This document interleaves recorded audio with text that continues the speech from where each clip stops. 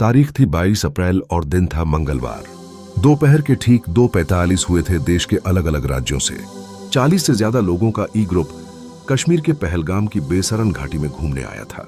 सभी टूरिस्ट खुले मैदान में थे। कुछ टूरिस्ट दुकानों के बाहर लगी कुर्सियों पर बैठे हुए थे। तभी जंगल की तरफ से सेना की वर्दी और नकाब पहने आतंकी आते। टूरिस्टों के नाम पूछे, पहचान पत्र चेक किया, कलमा पढ़वाया, पेंट तक उतरवाई और जो मुसलमान नहीं थे उन्हें गोली मार दी। करीब 10 मिनट तक गोली चलाते रहे। टूरिस्ट और वहां के दुकानदारों को समझ आ गया कि यह आतंकी हमला है। शुरुआत में एक टूरिस्ट के मरने की खबर आई। रात के 11 बजते बजते मौतों की संख्या बढ़कर 27 हो गई। एक रिपोर्ट के मुताबिक ज्यादातर मारे गए लोग पुरुष हैं। टूरिस्टों को शुरू में पता ही नहीं चला कि क्या हो रहा है, क्योंकि हमलावर सेना की वर्दी पहने हुए थे और मास्क लगाए हुए थे। महाराष्ट्र के पुणे की आशा पहलगाम में घूमने आई थी। उन्होंने एक मीडिया चैनल को यह बताया कि हमलावरों ने सिर्फ पुरुषों को निशाना बनाया। खासतौर पर उन्होंने हिंदुओं को जबरन कलमा पढ़वाने की कोशिश की।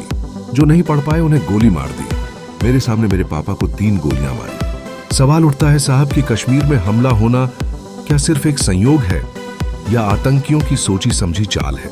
आइए इसके पीछे की पूरी कहानी 2 थ्योरी में आपको समझाता हूं। इसके अलावा हम आज की वीडियो में यह भी जानेंगे कि आतंकियों ने हमले के लिए 22 अप्रैल का दिन ही क्यों चुना।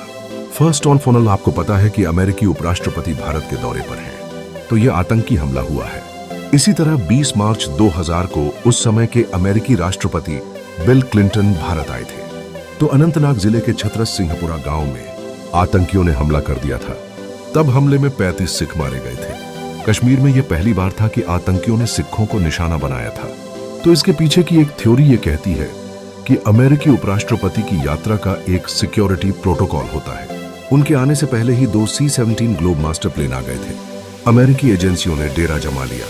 इंटेलिजेंस एक्टिवेट है। इसके बावजूद आतंकियों ने कश्मीर पर हमला करके यह संदेश देने की कोशिश की है कि हम कभी भी कुछ भी कर सकते हैं और इससे अमेरिका की नजर में इंडिया की छवि खराब हो सकती है। और दूसरी थियरी का तार पीएम मोदी के सऊदी अरब से दौरे से जुड़ा हुआ है और इसके साथ ही आतंकी संदेश देना चाहते हैं कि कश्मीर का मुद्दा मरा नहीं है। 22 अप्रैल को पीएम नरेंद्र मोदी सऊदी अरब के जेद्दा पहुंचे। 2 दिन का यह दौरा कई दिनों पहले से तय था। सऊदी अरब के दौरे में पीएम मोदी वहां के क्राउन प्रिंस से मुलाकात करने पहुंचे थे। दोनों नेताओं के बीच योग, मीडिया, मनोरंजन और खेल को लेकर MOU साइन होने की उम्मीद थी। ऐसे में सऊदी अरब के पुराने दोस्त, स्ट्रेटेजिक पार्टनर पाकिस्तान को पीएम मोदी का यह दौरा कहीं न कहीं चुभ रहा था। थिंक टैंक्स नोवा इंस्टीट्यूट के डायरेक्टर और पाकिस्तानी एनालिस्ट कमर चीमा के अनुसार पीएम मोदी का सऊदी दौरा पाकिस्तान के लिए एक तरह का चैलेंज है। और खबर यह भी है साहब कि सऊदी अरब पाकिस्तानी भिखारियों के लिए नया नियम ला रहा है। वहीं भारत के पीएम मोदी अरबों डॉलर की डील करने जा रहे हैं। तो अब आतंकियों ने यही दिन क्यों चुना? इसकी वजह क्लियर हो चुकी है। यानी आतंकियों ने सऊदी अरब समेत मिडिल ईस्ट के मुस्लिम देशों और भारत सरकार को एक मैसेज देने की कोशिश की है कि कश्मीर का मुद्दा अभी खत्म नहीं हुआ है। Retired lieutenant general Sanjay Kulkarni कहते हैं कि यह आतंकी हमला टाइमिंग देखकर और सिस्टमैटिक मेथड से किया गया है। भारत के प्रधानमंत्री मोदी मिडिल ईस्ट गए हुए हैं। ऐसे में यह वारदात भारत को नीचा दिखाने के लिए ही की गई है। अब सवाल है कि आतंकियों ने हमले के लिए पहलगाम जगह क्यों चुनी? तो बात यह है कि इस बार अमरनाथ यात्रा 72 दिनों की होने वाली है, जो 9 अगस्त को समाप्त होगी। हर साल होने वाली यह यात्रा हमेशा सिक्योरिटी के नजरिए से काफी सेंसिटिव है। इस यात्रा पर हमला होने का खतरा बना ही रहता है। इसके चलते जम्मू कश्मीर सिक्योरिटी और इंटेलिजेंस एजेंसियां चौकन्नी रहती हैं। तो इस बार जिस जगह हमला हुआ है उसी जगह से अमरनाथ यात्रा शुरू होती है। यानी पहलगाम के बेस कैंप से यात्रा शुरू होती है। करीब 36 किमी का सफर तय करने के बाद श्रद्धालु अमरनाथ पहुंचते हैं। ऐसे में पहलगाम में हमला आतंकियों ने अमरनाथ यात्रा के लिए धमकी भी दी है। वहीं इस हमले की एक कहानी यह भी है कि भारत ने चेनाब ब्रिज पर दुनिया का सबसे ऊंचा रेलवे ब्रिज तैयार कर लिया है। इससे अब श्रीनगर के लिए सीधी रेल कनेक्टिविटी पॉसिबल हो पाई है। 25 जनवरी को कटरा श्रीनगर रूट का सफल ट्रायल भी हुआ था। ट्रेन सुबह 8 बजे कटरा से रवाना हुई और 11 बजे श्रीनगर पहुंची।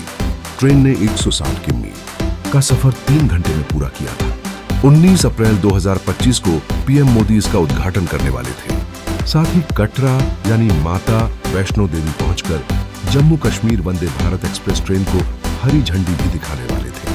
हालांकि किन्हीं वजहों से उन्होंने यह प्लान पोस्टपोन कर दिया। देश के बाकी हिस्सों से कश्मीर की ट्रेन कनेक्टिविटी होने से टूरिज्म तेजी से बढ़ने की उम्मीद भी है। तो आतंकियों के इस हमले के पीछे का मकसद बड़ा है।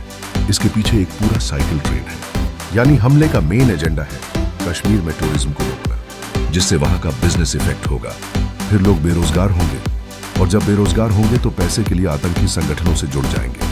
वैसे एक अहम सवाल यह भी है कि क्या पाकिस्तान सेना चीफ ने आतंकी हमले का हिंट दे दिया था? दरअसल पाकिस्तान की आर्मी चीफ जनरल असीम मुनीर ने पिछले हफ्ते